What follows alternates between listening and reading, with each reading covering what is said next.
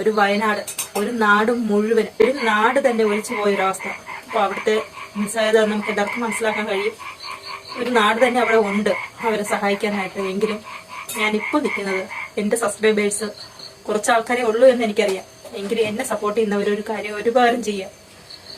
വയനാട്ടിൽ ബാക്കി ജീവിച്ചിരിക്കുന്നവരുണ്ടല്ലോ, അവർക്ക് വേണ്ടിയിട്ട് എന്തെങ്കിലും സഹായങ്ങൾ ചെയ്യാൻ സന്മനസ്സുള്ളവർ ഒന്ന് തന്ന് സഹായിക്കുക.